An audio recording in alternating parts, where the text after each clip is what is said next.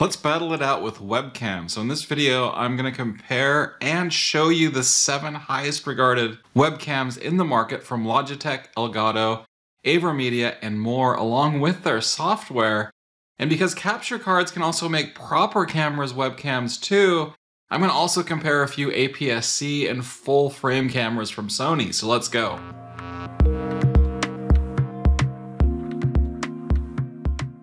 Okay, so if you've caught anything on my channel so far, you'll notice I try out and review a lot of webcams, and they all pretty much suck. So instead of the typical year-end highlights compilation video, I thought it'd be better to do a top 7 between the cameras that I've purchased and used, and also 3 bonus around the APS-C and full frame cameras. Now this is all unsponsored, of course, and I'm in no way affiliated with any of these camera manufacturers. So number 7 is the AverMedia PW513. Now this one was touted as a dream webcam, you know, the best webcam ever, as recently as 11 months ago, and it really looks the part when you unbox it. The fit and finish is great, and it's got some good weight to it. And those are really the only good things I have to say about it. The image quality is, and it proves that 4K capabilities don't mean a lot when you're shooting indoors, and its software isn't any better. You know, before I could even get it working, I had to update the camera's firmware using a pretty janky process. The PW513 is not a UVC camera, so you also need drivers and its cam engine software running for Windows and Mac OS, and your apps need to be able to find it as an attached webcam, and that's only going to happen if you install the cam engine software and all the drivers. Now I guess if you use Linux, then you're probably out of luck as well. And once everything is running, I could not get a great image out of it. The auto white balance is tragically off, so everything looks a bit yellow. And the focus on the bottom of the image, weirdly, is always pretty blurry. Now, I could keep going too. So it's resource hungry. It really wants to have a high-end GPU, unlike any other camera on this list. And do you really want your webcam though stealing GPU resources from your gaming experience? And the initial suggested retail price was around $250. So I don't recommend this, but let's move on to number 6. So number 6 here is the Logitech Brio. Now this one's pretty difficult for me because I used to use it a lot and I recommended it to a lot of people. Now if I'd say the white balance on the AverMedia PW513 was tragically bad, I'd have to say the Brio then is diabolically bad. So everything is a bit too orange/pink and it's overexposed out of the box. Now I've also had serious issues with the performance of the Logitech Capture app, which has the most camera settings options and looks a bit like a Windows 8 app. And it also seems to be the app that Logitech wants you to use to set the camera resolution on any of its cameras. In Logi Capture, the image settings don't have labels on them using text, so you need to figure out what the sun, the half circle, the teardrop, and triangle icons mean, or you need to experiment to figure those things out. Now, if you've ever developed software, this is a classic trade-off between clean UI and usability. That said, there is a workaround that I've found, and just set the camera resolution in Logitech Capture, and you set that to full HD, then try to never use that app again. Instead, you can download the camera settings app, which looks like an app from the Windows 7 days, but at least the controls have text labels on them. So why don't we move on then to number 5. So number 5 is the Dell UltraSharp 4K webcam. Yes, amazingly, all of the 4K webcams more or less on this list that retail at $200 or more are at the bottom of my list. So the Dell UltraSharp webcam is no exception. It's also called the WB7022, and it also tends to be a bit warm then on the white balance, and contrary to its name, the focus on the camera, for me at least, wasn't ultra sharp. Now it didn't focus well on my face, and it tended to favor all the objects in the background when I set it to autofocus. Now, I do give Dell a lot of credit for really nicely designed and intuitive software though, and of course the Windows Hello support or biometric login is a huge plus for convenience as well as security. So I move on then to the almost all 1080p webcams that are leading the list. So first, and with number 4, is the Logitech C922X Pro webcam. Now, if this was the original C920, then I would say it would score less than the Brio and the Dell, but there have been some subtle and internal tweaks over the years, and it's really a solid camera. So arguably it's the best value on the list at under $100, and it's UVC and plug and play. It uses the same software I just mentioned for the Brio, and I can almost get it to match the color profile of my full-frame Sony a7. And if you do have natural light in front of you, then it can look really good. So all in all, I can't say anything too negative about the C922X Pro, and I'd recommend this camera, especially if you're on a budget. Now let's move on to number 3. So number 3 is the Logitech StreamCam. Now I find this to be just a little bit better than the 922X. Now it uses the same software, and aside from a slight magenta tone that I see that adds to almost everything out of the box, it performs really well and also offers 60 frames per second compared to the C922X's 30 frames per second. So I don't love on the camera the fixed cable connection on the back of the camera, but I do like that it's a USB-C connection to your PC or Mac. Again, this is a solid camera that I would totally recommend. So that takes me to number 2. So number 2, I would say, is the surprise on the list. It's the Mikoze 4K webcam. Now this is the least expensive camera on the entire list, with a few caveats that I'll mention in a moment. And I was initially intrigued by the CS mount manual focus lens that you'd find on, for example, CCTV cameras, and also its low price of $84. Now I did find that, you know, the lens, when you try to swap it, it only works if you have other lenses that have built-in IR filters. Otherwise, don't bother. Everything looks very purple. So this camera has a mega wide angle lens. It's advertised at 85 degrees, but I think they're actually lowballing that number. It's definitely wider than the 94 degree AverMedia PW513 lens, and also the 90 degree Logitech Brio lens.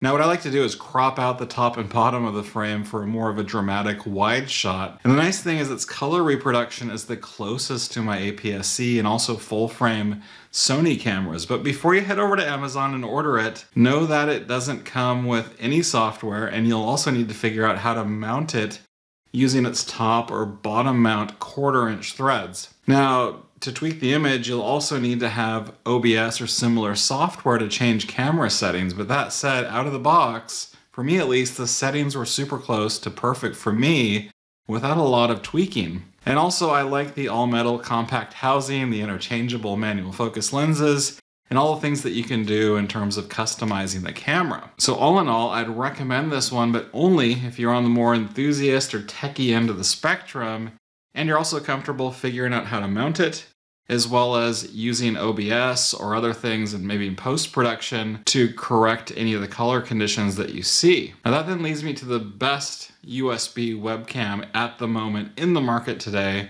For me, the number 1 is the Elgato Facecam. Now Elgato makes incredible and awesome streaming gear with their, with their track record for microphones and lighting. I would have been pretty surprised if their camera wasn't good. So in this case, the Facecam is a great camera. It's a 1080p webcam. It's not 4K, but it's capable of 60 frames per second, and it doesn't have an internal microphone. And trust me, with all the cameras on this entire list, they all sound not so great. So with any of them, you need an external microphone, or the mics in your laptop are probably going to sound better. Now, in terms of sharpness and color balance, once you've set everything up, the Elgato Facecam easily tops the list. And you can also save those camera adjustments that you make to it in its local firmware on the device itself in local storage, so that you can move it between devices and it will retain its settings. Now, the software to make the adjustments is also awesome in my opinion, and also super intuitive, and it's the only webcam on the list really to have ISO adjustment. Others on the list might have exposure adjustments that are exposed through OBS,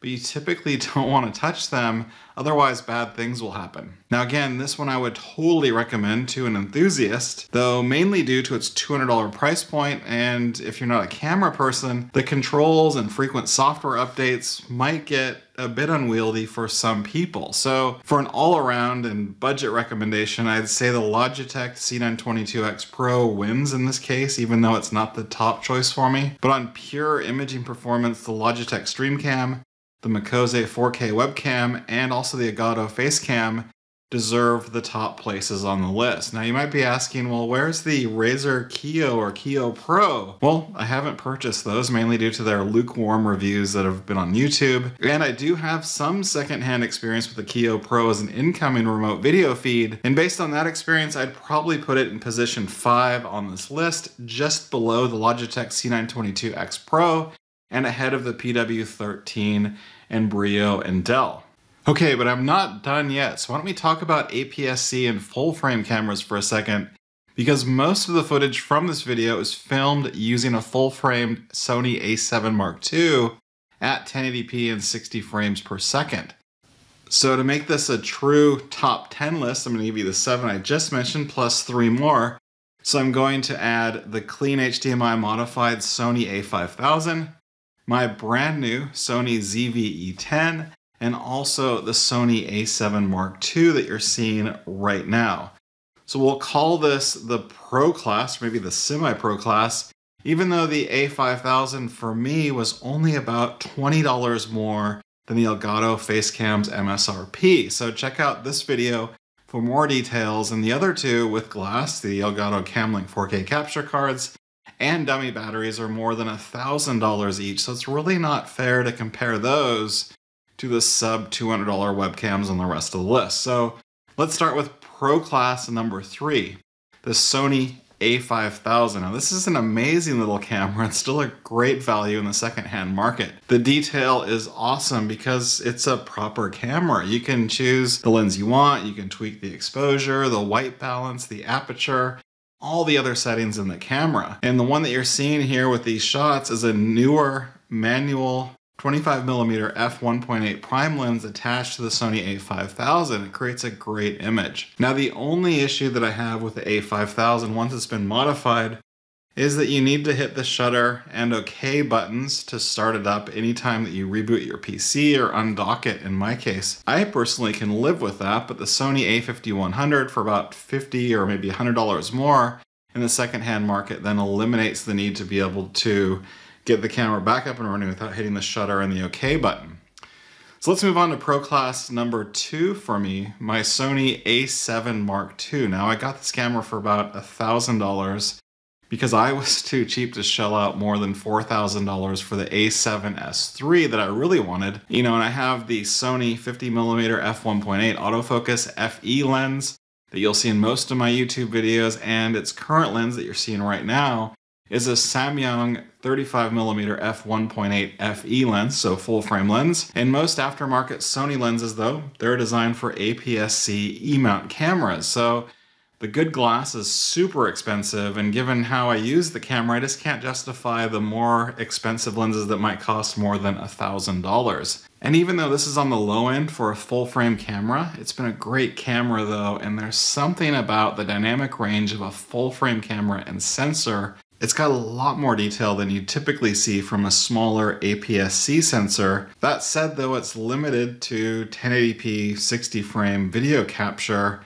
and that alone means it doesn't get top marks for me. So my Pro class number 1 goes to the newest member of my collection, what you're seeing now, the Sony ZV-E10.